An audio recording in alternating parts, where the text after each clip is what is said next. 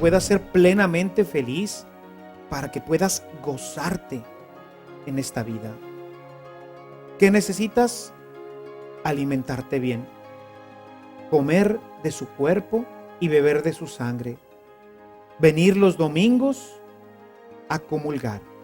Y claro que lo puedes hacer no solamente los domingos. Una persona bien alimentada pues no solamente come bien el domingo. Una persona bien alimentada come el lunes y el martes y el miércoles y todos los días. Hermanos, es una alegría saludarlos nuevamente dentro de esta aula virtual de Evangelización Activa. Continuando con nuestro aprendizaje y una vez que hemos conocido la vida en abundancia que Dios planeó para nosotros, el estudio lo enfocaremos en experimentar esta vida y para ello es necesario estar unidos a Cristo. En la sesión de hoy veremos cómo la Eucaristía logra que estemos unidos a Jesús de la misma manera en que una rama está unida a un árbol. Acompáñanos en esta enseñanza.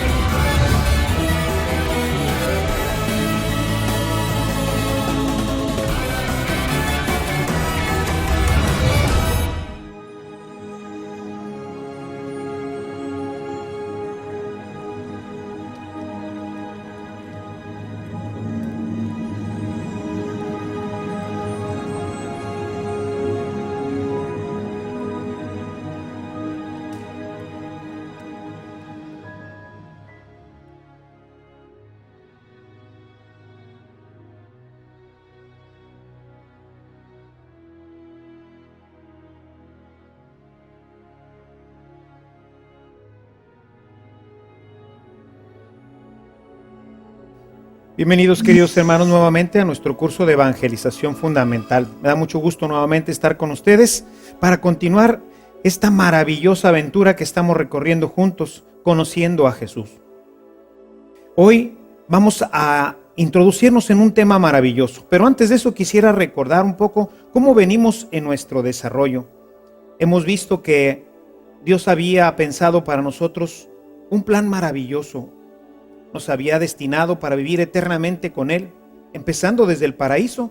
Sin embargo, el hombre pues se equivoca, se deja seducir por el demonio y pierde su oportunidad de estar con Él eternamente. Se cierran las puertas del paraíso, pero como lo dijimos en su oportunidad, Dios no se da por vencido. Dios quería que tú y yo tuviéramos una vida maravillosa, una vida en abundancia, una vida plena, no solamente en el cielo, sino ya desde esta tierra. Y por eso, como lo veíamos en nuestro tema pasado, vemos cómo Jesús viene a morir por nosotros, viene a morir por ti y viene a morir por mí. El precio de nuestro rescate, su sangre preciosa. Él da su vida, da su sangre para que tú y yo tengamos vida y la tengamos en abundancia. Pero ¿cómo le hacemos para tener esa vida en abundancia? Bueno, pues Dios ha preparado un proyecto maravilloso para nosotros. Dios quiere que esta vida en abundancia la podamos tener tú y yo. Y para poderlo hacer, hay una cita en la Sagrada Escritura, en el Evangelio de San Juan, en el capítulo 15, los versículos del 1 al 7. Yo soy la vid verdadera, y mi Padre es el viñador. El Padre corta todas las ramas unidas a mí que no dan fruto y poda las que dan fruto para que den mucho más fruto.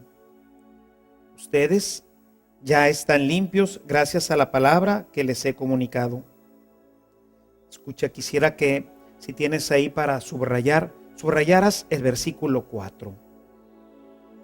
Permanezcan unidos a mí como yo lo estoy a ustedes. Ninguna rama puede producir fruto por sí misma, sin permanecer unida a la vid. Y lo mismo les ocurrirá a ustedes, si ustedes no están unidos a mí. Yo soy la vid, ustedes las ramas. El que permanece unido a mí, como yo estoy unido a él, produce mucho fruto, porque sin mí nada pueden hacer. El que no permanece unido a mí es arrojado fuera como las ramas que se secan y luego son amontonadas y arrojadas al fuego para ser quemadas. Si permanecen unidos a mí y mis palabras permanecen en ustedes, pidan lo que quieran y lo tendrán. Este texto nos indica con gran claridad cómo es posible que esta vida maravillosa que Dios nos ha traído, la podamos vivir tú y yo. Es necesario para ello estar unido a Jesús. Si tú te fijas en el Evangelio de San Juan, en el capítulo 11, en el verso 25, Jesús nos dice que Él es la vida. Y por eso en este capítulo que ahora hemos leído, nos hace entender cómo nosotros como ramas estamos unidos a Él. A través de la savia empieza a circular por nosotros esta corriente de vida. Por eso dice en el texto, pero ¿qué pasa si se rompe la rama? Si la rama se separa, pues entonces se seca y ya no da fruto. Necesitamos entonces estar unidos a Él de la misma forma en que la rama está unido a su tronco, porque del tronco es en donde están las raíces y de las raíces es desde donde sube la savia, que es lo que le da vida a todo el árbol. Seguramente que si Jesús hubiera vivido en este tiempo moderno, quizás nos hubiera dado otro ejemplo que quisiera hoy ponértelo. Imaginémonos que fuéramos nosotros unos tostadores. Quizás Jesús hubiera dicho, si viviera en nuestro tiempo, diría: yo soy la corriente eléctrica y ustedes son los tostadores. Ustedes son los tostadores, las licuadoras, las planchas. Y bueno, pues decimos, si yo soy un tostador, el mejor tostador del mundo, maravilloso, perfecto, pero no estoy conectado, pues entonces no sirvo para nada. Soy un cacharro inútil que no sirve para nada.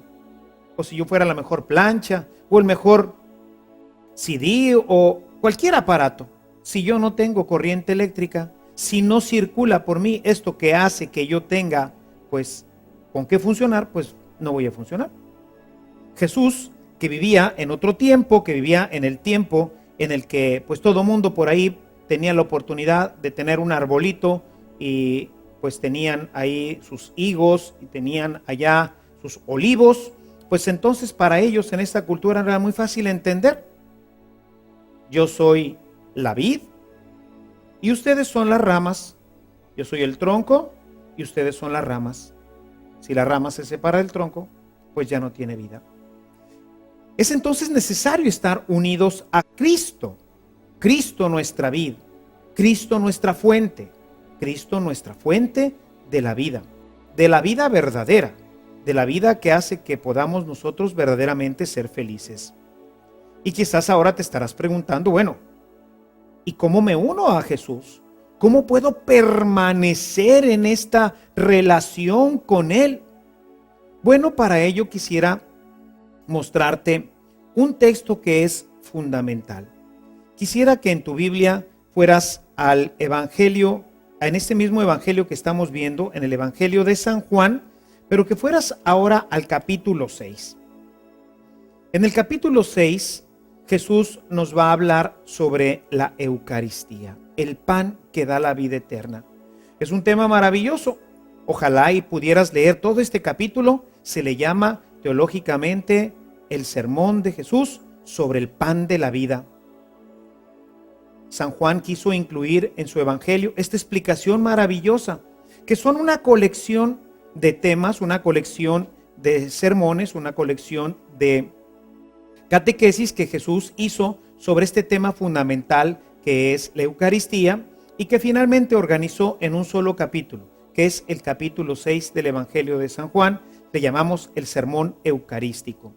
Y en este sermón eucarístico, en la parte ya casi final, encontramos el siguiente texto. Quisiera que fueras a tu Biblia y ahí en tu Biblia, en este capítulo 6 de San Juan, fuéramos directamente al versículo 51. En este versículo dice lo siguiente. Jesús añadió: Yo soy el pan vivo bajado del cielo. El que come de este pan vivirá para siempre. Y el pan que yo daré es mi carne. Yo la doy para la vida del mundo.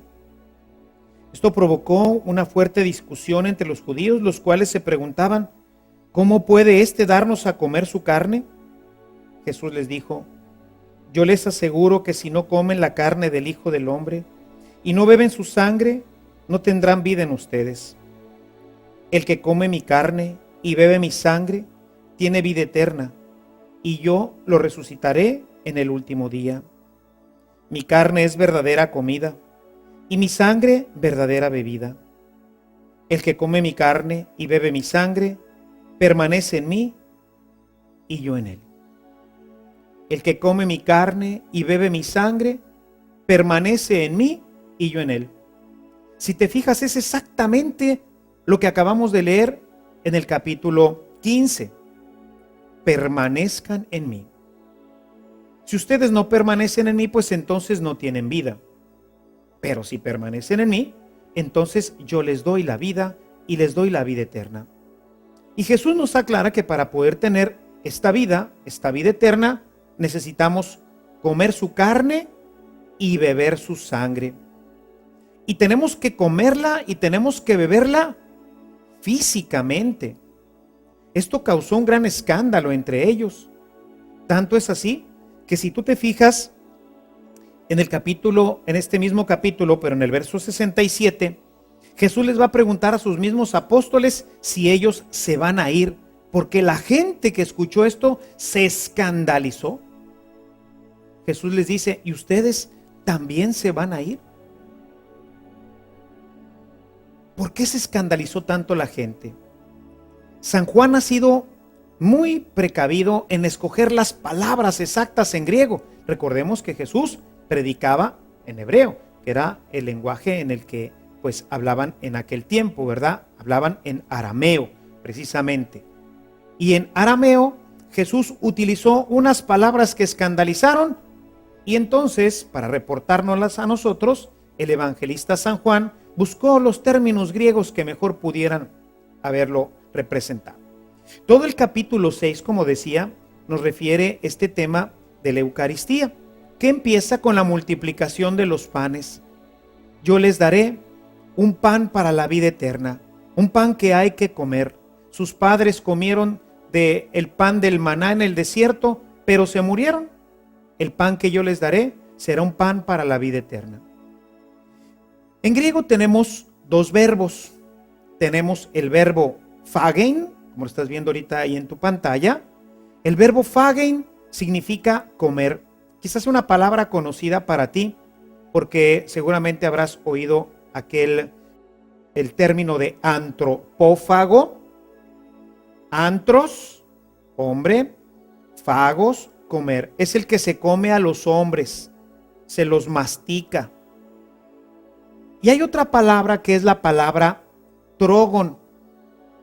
La palabra trogon también es comer.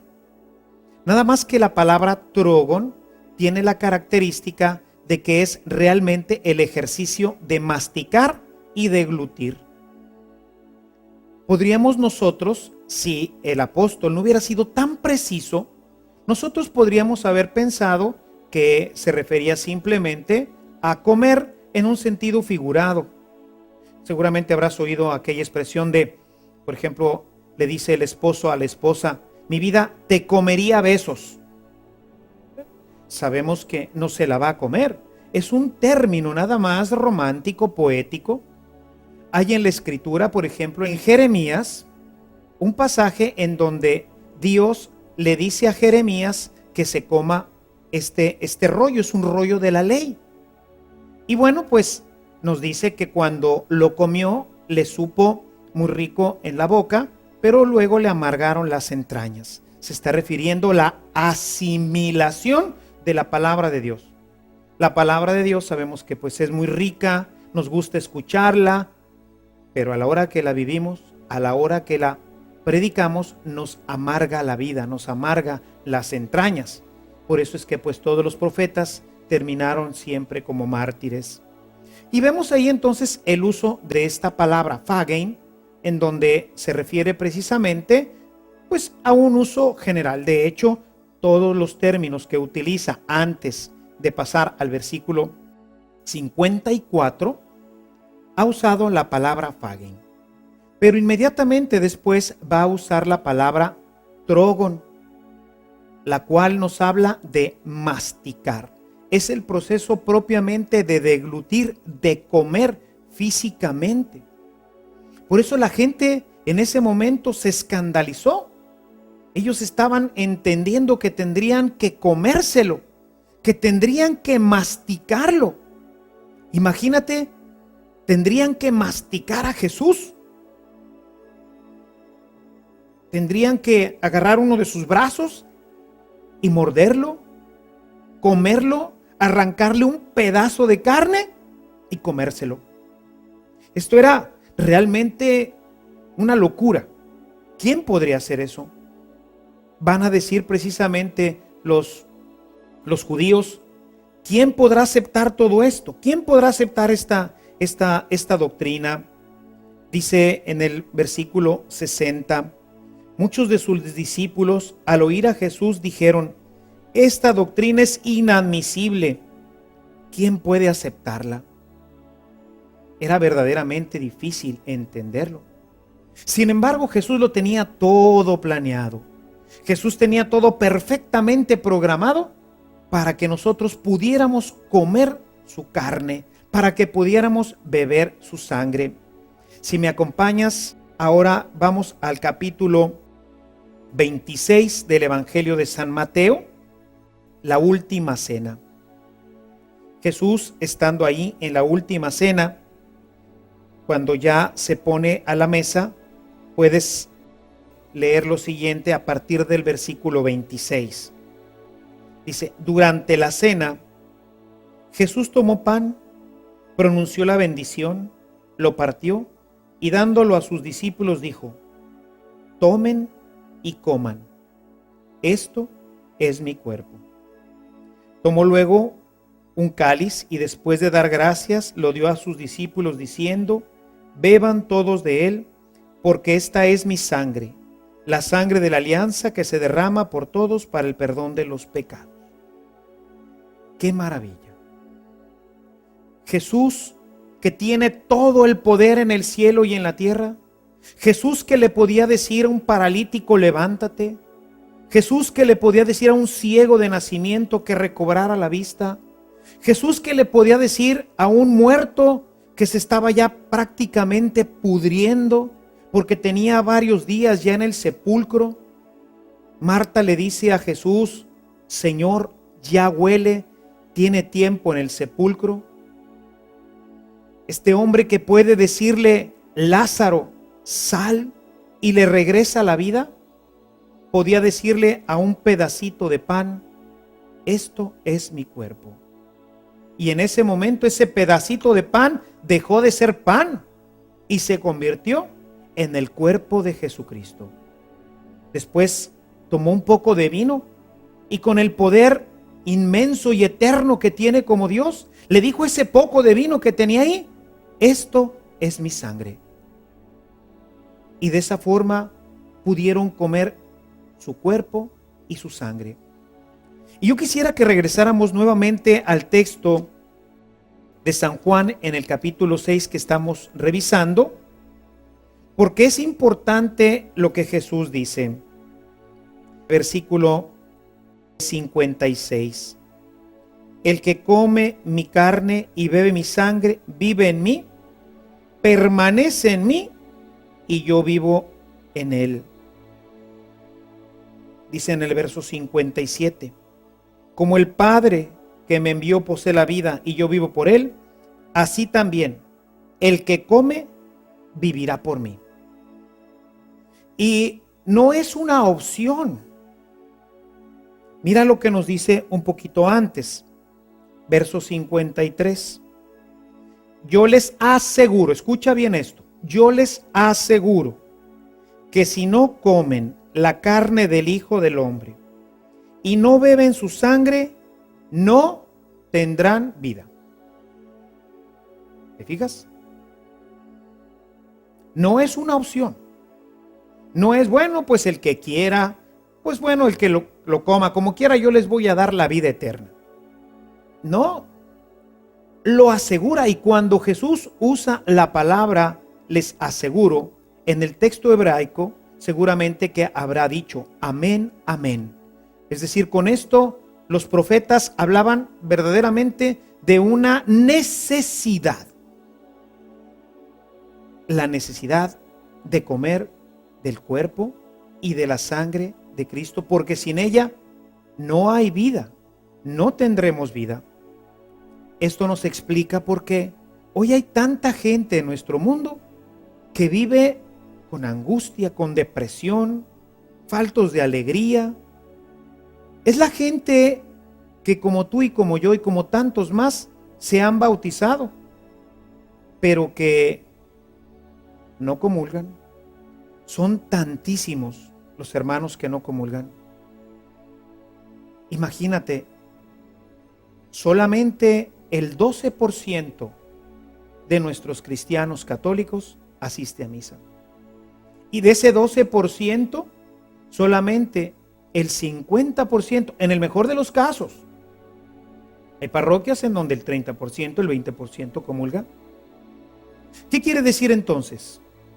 Quiere decir que ese 93%, que ese 96%, que ese pequeño por ciento que comulga es el único que tiene vida y que todo el resto está separado de la vida. No tiene vida, no comulga, no tiene vida en él. Se los aseguro, lo acabamos de leer. La palabra nos lo acaba de decir. El que no come mi carne y bebe mi sangre, no tiene vida. La comunión, el sacramento de la Eucaristía, es precisamente ese instrumento que Dios nos dejó para que pudiéramos tener su vida, para que pudiéramos ser felices. ¿Qué pasa cuando una persona no come? ¿Se enferma? Y claro que tenemos los signos de la enfermedad. Cuando vemos que una persona estornuda y tiene tos, dice seguramente tiene gripe. Cuando vemos una persona deprimida, angustiada, siempre malhumorada, que no tiene paz en su corazón, decimos, esta persona está enferma. Está enferma, el pecado la está carcomiendo, el pecado la está destruyendo. Y esto es porque no se ha alimentado bien. Hoy escuchamos frecuentemente en la mayoría de los comerciales de productos alimenticios, sobre todo de estos que llamamos comida chatarra, ¿qué es lo que nos dicen? Coma bien, coma frutas y verduras, porque andan comiendo las papitas y los fritos y todo eso que no alimenta, es solamente, le llaman por eso, comida chatarra. Y hoy nuestra gente, nuestros cristianos, se alimentan de comida chatarra. No me canso de ver a las personas que van luego en los camiones leyendo solamente pura basura, que toda su vida no tiene alimento y por eso obviamente pues hoy tenemos tantos problemas y tantas dificultades en nuestra sociedad. Por eso hoy la gente encuentra tristeza, no encuentra paz, no encuentra gozo en su corazón. Y entonces ¿dónde lo anda buscando? Lo anda buscando en las fuentes vacías. Lo está buscando en todo este basureral que hoy hay en nuestra sociedad. Lo buscan en el alcohol, lo buscan en la droga, lo buscan en la pornografía, tratando de llenar de gozo, de alegría, de paz sus corazones. Y lo único que encuentran es más muerte. La única forma en la que podemos tener vida y tenerla en abundancia es estar unido a nuestro Señor Jesucristo. Pero la única forma en la que podemos estar unidos perfecta y plenamente con Él es a través de la Sagrada Eucaristía. Por eso la invitación de Jesús a que lo comamos. La gente de su tiempo se escandalizó. Hoy la gente no se escandaliza, simplemente no le interesa. ¿Cuántos de nuestros hermanos vienen a misa simplemente a sentarse como un costal de papas en una banca, esperando, contando el tiempo, a ver a qué horas va a terminar ya el Padre? Van a la fiesta, pero no comen. Van a la fiesta esperando a ver en qué momento se termina para salir rápidamente corriendo a sus demás actividades. Y obviamente la paz, la felicidad, la alegría, pues no está en sus corazones. Jesús vino, sí, y vino para que tengas vida y para que la tengas en abundancia, para que puedas ser plenamente feliz, para que puedas gozarte en esta vida.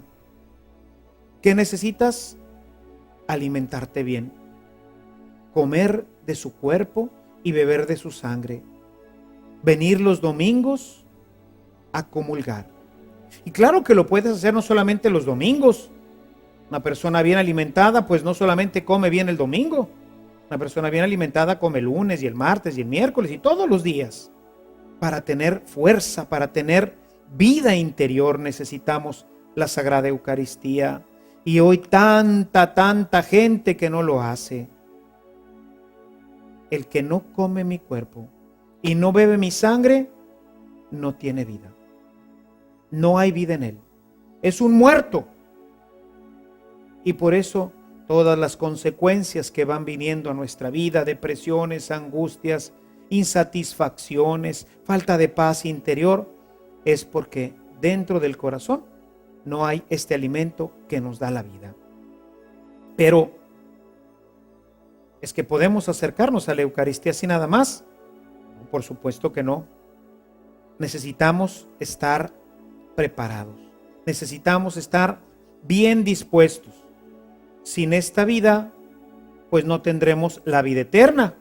Pero si nos acercamos indignamente a recibirla, entonces nos estaremos comiendo nuestra propia condenación.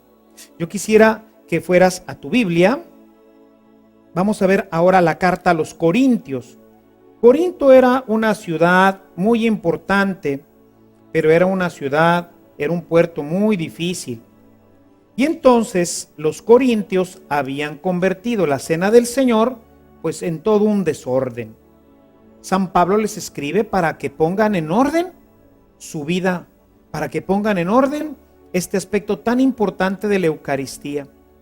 Es muy importante este capítulo 11 porque nos da testimonio de cómo ya desde las primeras comunidades la gente se acercaba a la Eucaristía.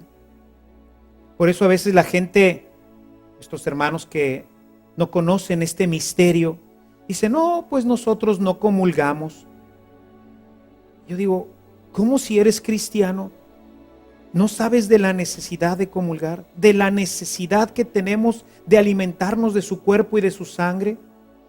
Este capítulo 11 de la primera carta a los Corintios es un hermoso testimonio de cómo ya la primera comunidad ya vivía esta enseñanza. No leo todo, básicamente a partir del versículo 17 están todas estas enseñanzas, en donde San Pablo les dice que han convertido la Eucaristía verdaderamente en un gran desorden, como a veces pasa todavía en nuestras propias Eucaristías. Este texto bien valdría aplicarlo ahí en las Eucaristías, en donde de repente vemos que los niños corren, brincan, saltan, en donde todo se convierte en un desorden y hay poco aprovechamiento para el espíritu. Pero bueno, de eso hablaremos en otro momento. Hoy quisiera que nos refiriéramos directamente al versículo 21. Quisiera, si tienes con qué marcar en tu Biblia este texto, es el versículo 21 al 23, que es muy importante. Dice, porque cada cual empieza comiendo su propia cena, y así resulta que mientras uno pasa hambre, otro se emborracha. Pero, ¿es que no pueden comer y beber en sus propias casas? ¿En tan poco estima tienen a la iglesia de Dios, que no les importa avergonzar a los que no tienen nada? ¿Qué voy a decirles? ¿Qué esperan que les diga? Pues que los felicite. Pues no, absolutamente no. Era verdaderamente un gran desorden. Y Pablo tenía que poner orden en esta situación, porque ya la gente pues no le importaba insultar o no insultar. A lo mejor habían vivido una semana completamente al margen de la doctrina cristiana y como quiera ellos llegaban ese día ahí con sus, hoy diríamos, ¿verdad? Si esto hubiera ocurrido allá aquí en México, pues diríamos, llegaron con sus tortas y sus tacos y llegaron ahí con sus cazuelas y ya aquello ya era todo un desorden. No importaba cómo habíamos vivido nuestra vida durante toda la semana, finalmente llegábamos allá al banquete a escuchar un buen rollo que nos iba a tirar ahí uno de los apóstoles y después nos íbamos a nuestras casas. Y dice San Pablo, señores, tranquilos, así no es. Necesitamos poner orden. Y él explica cómo él ha recibido esta tradición, cómo él recibió directamente de los apóstoles esta tradición, cómo recibió esta instrucción de que la Eucaristía es el banquete sagrado, que lo que vamos a recibir no es un pan, no es un poco de vino, no es un signo. Los testigos de Jehová han modificado la Biblia, ya lo comentaba en una de nuestras primeras reuniones. Se han atrevido a modificar las palabras para acomodarlas a su propia doctrina. Han cambiado y han puesto donde dice el texto que leí hace un momento en Mateo 26, 26, 28, donde dice, esto es mi cuerpo. Ellos han puesto, esto significa. Dos verbos completamente diferentes. El verbo ser es el verbo estin en griego, mientras que significar es semeion.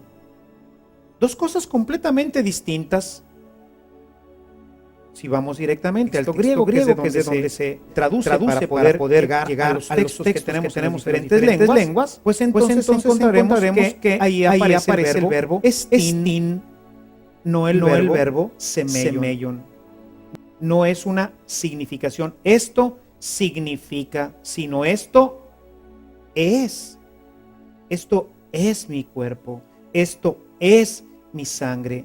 Hay una transformación, se llama en teología una transubstancialidad. Deja de ser una substancia, ya no es la substancia de pan, sino que ahora es la substancia de Cristo, verdaderamente su cuerpo. No es una significación. Lo que nosotros hacemos cada domingo no es simplemente una representación de lo que ocurrió en la última cena. Teológicamente se le llama memorial. Nosotros hacemos una memorialización, no un recuerdo. Cuando nosotros celebramos nuestra fiesta de cumpleaños, nosotros ese día, ¿qué estamos haciendo? Pues ese día estamos recordando que hace 10, 20, 30, 40, los años que tengamos, nacimos. Pero no es que ese día volvimos a nacer. Es simplemente un recuerdo. Nos gusta recordar. Nos gusta, pues, invitar a nuestros amigos, porque claro que fue el día en que nacimos, pues fue un gran día. Ese día tuvimos la vida. Para nosotros es un día importante. Y los invitamos a recordar. Jesús nos invita el domingo a memorializar. Es su memorial. Hacemos ahí un momento que trasciende el tiempo. Y el sacerdote que toma en sus manos ese pedazo de pan dice, esto es mi cuerpo. Esta es mi sangre. San Pablo lo dice claramente. Si gustas acompañarme en esta lectura, dice, del Señor recibí la tradición que les he transmitido, a saber, que Jesús, el Señor, la noche en que iba a ser entregado, tomó pan, y después de dar gracias lo partió y dijo: esto es mi cuerpo entregado por ustedes. ¿Te fijas? Esto es mi cuerpo. No dice esto significa mi cuerpo, sino esto es, del verbo ser, de tener la sustancialidad, la esencia. La Eucaristía es realmente Jesús. Igualmente, después de cenar, tomó el cáliz y dijo: este es el cáliz de la nueva alianza sellada con mi sangre. Cuantas veces beban de él, háganlo en memorial mío. No dijo: cuando lo hagan me van a recordar. No, no estamos recordando. Podemos recordar cuando leemos la Sagrada Escritura y podemos cuando vemos, por ejemplo, la Pasión de Mel Gibson y otras tantas, la de Sefirel y otras tantas, pues ahí podemos recordar ese momento. Podemos ver cómo Jesús en ese momento, pues toma el pan y toma la copa con el vino y pronuncia estas palabras. Está recordando, estamos recordando, pero en misa no. El sacerdote, constituido por Jesús como un alter Christus, en ese momento él puede, con el poder que él mismo le confirió, transformar el cuerpo y la sangre del Señor para que todos lo comamos, porque si no, ¿qué hubiera sido de nosotros? Pues bueno, Pedro y los demás apóstoles, pues claro, ese día comieron su carne y bebieron de su sangre, porque Jesús dijo: este es mi cuerpo y esta es mi sangre. Pero ¿y todos nosotros que somos cristianos? ¿Y todos nosotros que necesitábamos también de este alimento? ¿Qué es lo que íbamos a hacer? ¿No tendríamos ya más alimento? Necesitaba dejarnos también la posibilidad, la capacidad de que esto se repitiera. Y todos los apóstoles fueron comunicando a través de la imposición de las manos este poder que recibimos ahora también nosotros, los sacerdotes de este tiempo, para, como lo hicieron en aquel, poderlo seguir haciendo también nosotros, de manera que todo el pueblo cristiano se pueda seguir alimentando del cuerpo y de la sangre de Jesucristo.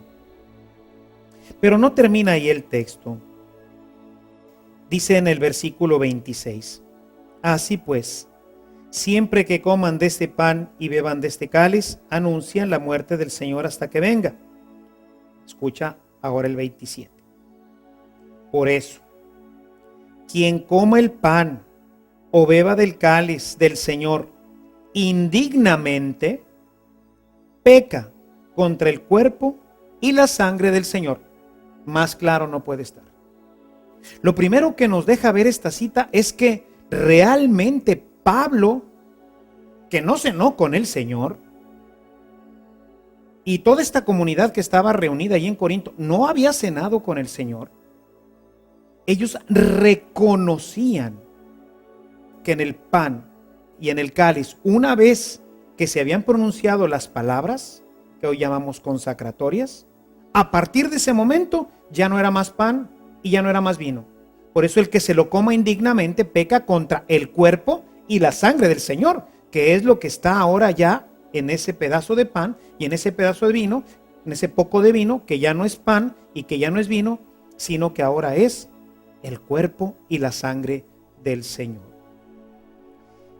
Y dice, verso 28, examínese pues cada uno a sí mismo antes de comer el pan y beber del cáliz, porque quien come y bebe sin distinguir el cuerpo, come y bebe su propio castigo.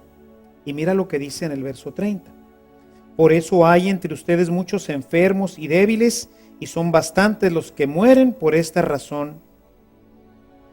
Cuando la gente se acerca indignamente a comulgar, se está comiendo su propia condenación. Hay gente que piensa que puede vivir su semana y puede hacer lo que quiera durante la semana y puede llegar tranquilamente a comer y a beber del cuerpo, de la sangre del Señor. Para poder acercarnos dignamente a recibir el cuerpo y la sangre del Señor, necesitamos ir en lo que hoy conocemos nosotros como en estado de gracia. Necesitamos estar en comunión con Cristo. Lo único que nos separa de Él, pues es precisamente el pecado. Lo único que nos separa de Él es el pecado. Si nosotros no estamos en comunión con Él, pues ¿cómo vamos entonces a recibir la comunión? Hay gente que dice, no, yo primero pues comulgo y después me confieso, después voy a reconciliarme con Dios. Cuando yo ofendo al Señor, cuando yo hago lo que Él me prohíbe hacer, como ya lo hemos visto anteriormente, se rompe nuevamente mi relación con Él y necesito nuevamente volverla a entablar. Un ejemplo que me gusta ponerle mucho a los niños, porque se me hace que cuando el niño puede comprender esto, pues es también muy fácil que nosotros como adultos lo comprendamos. Imaginémonos que el niño está jugando como todos los niños y pues ese día llovió y ya ven que a los niños les encanta, a todos nos ha gustado jugar con el lodo, hacer pastelitos y castillitos. Y bueno, pues llega el niño que está casi para echarlo así completito a la lavadora, ¿verdad? Viene todo completamente lleno de barro, viene completamente lleno de lodo. Imaginémonos que el niño pues ya la mamá lo llama para comer, ha estado jugando toda la mañana ahí con el lodo y entonces pues llega así con todas sus manos completamente llenas de lodo y entonces le dice, oh, muy bien mamá, me voy a sentar a comer. Pero, momento, no. Primero vas, te lavas las manos bien lavadas, te cambias tu ropa, te arreglas y después bajas para comer. ¿O dejaríamos que un niño se acercara así todo hecho un lodo? ¿Se acercara a comer? Se llenaría de microbios, de bacterias, se enfermaría. No, necesitamos acercarnos a comer con las manos limpias. Bueno, si eso lo decimos para comer la comida normal, pues lo mismo y más aún tendríamos que decir para comer la comida espiritual. Lo que lavamos no es las manos, sino es el alma. Y para que pudiéramos lavar el alma como el Señor, pues claro que nos conoce y sabe de todas nuestras debilidades, pues nos dejó también un sacramento que nos ayuda a poder recuperar la gracia. Es el sacramento de la reconciliación. Cuando nosotros ofendemos al Señor, cuando rompemos nuestra relación con Él, entonces necesitamos volverla a unir. Y esta forma para poderla unir es el sacramento de la reconciliación. Necesitamos que Dios nos perdone los pecados. Y entonces diríamos, bueno, Señor, pues perdóname, yo te pido perdón. Pues bueno, quizás nos gustaría eso. Y de hecho hay mucha gente que hace eso. Pero nosotros tenemos que hacer lo que dice la palabra de Dios. Y yo quisiera que regresemos nuevamente a San Juan, pero ahora nos vamos a ir al capítulo 20, los versículos 21 al 23. Estamos en el contexto de la resurrección. Jesús se aparece a los 11, están ahí todos reunidos. Les dice, la paz esté con ustedes. Es el domingo de la resurrección. Y Jesús les dice, verso 21, Jesús les dijo de nuevo, la paz esté con ustedes. Y añadió, como el Padre me ha enviado, yo también los envío a ustedes. Pon atención en las palabras. De la misma forma que el Padre me envió a mí, así los envío yo a ustedes. ¿Y qué es lo que hace enseguida? Verso 22. Dice, sopló sobre ellos y les dijo, reciban al Espíritu Santo. Escucha, verso 23. A quienes les perdonen los pecados, Dios se los perdonará. Y a quienes se los retengan, Dios se los retendrá. De la misma forma que el Padre me envió, así los envío yo a ustedes. Los llenó de Espíritu Santo y les dio el poder para perdonar los pecados. Pero más aún, lo más interesante de este texto es que les dio el poder para retenerlos. Si una persona llega a confesarse pero no viene arrepentida, Si el sacerdote se da cuenta cuando llega que viene simplemente a cumplir pues con un trámite como a veces nos pasa. ¿Cuántas veces me toca confesar gente, ayudarle en su proceso de reconciliación a la gente que viene simplemente a confesarse porque el día siguiente se casa un hijo o porque va a tener una fiesta, porque va a ser padrino, pero tiene años de no hacerlo y no le interesa?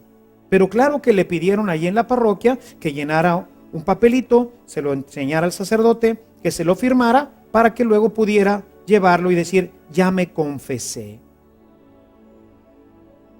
A los que se lo retengan, Dios se lo retendrá. No porque yo voy a confesarme, automáticamente me va a perdonar el Padre.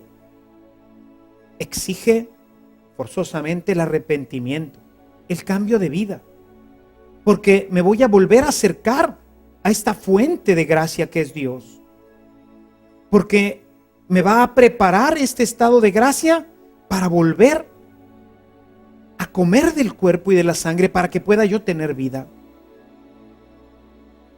Nos acercamos al sacerdote en el sacramento de la reconciliación para que Él, en el nombre de Dios, en el nombre de Jesucristo que tiene poder para perdonar los pecados, me perdone mis pecados. Y hay gente que dice, no, el sacerdote, ¿por qué tengo que ir yo con un padre? Es igual que yo, es un humano como yo. Momento, sí, humano sí, igual no. Dice, reciban el Espíritu Santo. Y hay un envío. Nosotros recibimos el Espíritu Santo el día de nuestro bautismo. Y podemos ver que es diferente lo que Jesús dice en cuanto a lo que hace el Espíritu Santo en el bautismo. Vayan por todo el mundo y bautícenlos. ¿Para qué? Para que forman parte de mi pueblo, para que formen parte de la familia. Y sabemos que por el bautismo, como ya lo mencionamos, empezamos a ser hijos de Dios y hermanos de todos nosotros. Nos unimos a Jesús, a la gran familia de Dios. Pero a los 11 reunidos en ese día, los envió con la misma misión que él había recibido del Padre, que era reconciliar al mundo con él. Y para ello, pues obviamente tendría que darles el poder. Hay un texto para aquellos que dicen, no, es igual, son hombres como nosotros. Yo quisiera que fueras directamente del capítulo 9, hay un pasaje interesante que nos ayuda a comprender mejor esto. En este pasaje, a Jesús le llevan unas personas a un paralítico. Este paralítico va llevado entre 4 amigos y se lo llevan para que él lo sane. Jesús, al ver la fe de estos hombres, pues va a ayudarles. Si gustas, capítulo 9, los versículos del 2 al 8. Entonces le trajeron un paralítico tendido en una camilla. Jesús, viendo la fe que tenía, dijo al paralítico, ánimo, hijo, tus pecados te han quedado perdonados. Algunos maestros de la ley decían para sí, este blasfema. Jesús, dándose cuenta de lo que pensaban, les dijo, ¿por qué piensan mal? ¿Que es más fácil decir tus pecados quedan perdonados o decir levántate y camina? Pues ahora sabrán que el Hijo del Hombre tiene poder en la tierra para perdonar los pecados. Entonces se dirigió al paralítico y le dijo, levántate, toma tu camilla y vete a tu casa. Y él se levantó y se fue a su casa. Si te fijas, es exactamente esto que decían los maestros de la ley, lo que a veces otras gentes dicen, ¿por qué voy a ir a confesarme con un padre? ¿Por qué tengo que ir con un sacerdote para que él me perdone mis pecados? Yo me confieso directamente con Dios, yo no necesito que nadie me confiese. Estos textos nos dan la garantía de que nuestros pecados serán verdaderamente perdonados. Como yo les he dicho en alguna ocasión, es que yo ya fui y me confesé con Dios y yo le pregunto, ¿y Dios te perdonó? ¿Dios te perdonó? ¿Cómo sabes que Dios te perdonó? Cuando yo voy con el sacerdote y le digo, Padre, estoy arrepentido de haber hecho esto y esto otro, y estoy profundamente arrepentido y propongo con todas las fuerzas de mi corazón no volverlo a hacer. Voy a escuchar de parte del sacerdote las siguientes palabras: yo te perdono en nombre de Jesucristo. En el nombre de la iglesia que ha recibido este poder, yo te absuelvo. Yo te perdono de todos tus pecados en el nombre del Padre, del Hijo y del Espíritu Santo. En el nombre del Padre y del Hijo y del Espíritu Santo, Él me ha perdonado. Y como es palabra del Señor, en este texto que escuchamos de Juan, a los que les perdonen, yo les perdono. Él ya me perdonó, Dios ya me perdonó. Por eso es importante hacerle caso a la palabra de Dios. Por eso es importante conocerla. Nos perdemos de tantas gracias, o a veces cometemos gravísimos errores, como por ejemplo el acercarme a comulgar sin estar en gracia, sin haber recibido previamente el perdón de mis pecados, porque me acerco sin discernir el cuerpo y la sangre del Señor. Y entonces, en vez de comer para mi bien, como para mi mal. Y en vez de que la Eucaristía sea fuente de gracia, se convierte en fuente de muerte. Nos comemos nuestra propia condenación, dice el apóstol San Pablo. Por eso, mis amados hermanos, qué importante es la palabra. La palabra que hoy hemos visto, que nos invita a estar unidos con Cristo, a ser parte de ese árbol. Él nos ha injertado para que tengamos vida y la tengamos en abundancia, pero por el pecado la perdemos. El pecado nos vuelve a romper, nos vuelve a separar, y entonces la savia ya no circula, y entonces vamos a entrar en un proceso de muerte paulatino. Vemos las ramas tiradas como poco a poco se empiezan a secar, hasta que no sirven para otra cosa más que para echarlas al fuego. Por el contrario, si estamos unidos a esta vid, entonces a través de la Eucaristía, a través de esa corriente vital de amor que Dios ha puesto en su cuerpo y en su sangre, porque Él es la vida, nosotros empezamos a tener una vida maravillosa y plena. Hoy pues la palabra de Dios nos ha invitado a vivir en gracia. Si has perdido la gracia, reconcíliate con Dios. Busca un sacerdote y escucharás de él. Si vas arrepentido y con un firme propósito de cambiar, escucharás de él. Vete en paz. Yo te perdono en el nombre del Padre, del Hijo y del Espíritu Santo. Y acércate a la Eucaristía. Come de este banquete preparado para nosotros, para que tengas vida y para que la tengas en abundancia. Que el Señor te bendiga y nos vemos en nuestra próxima reunión.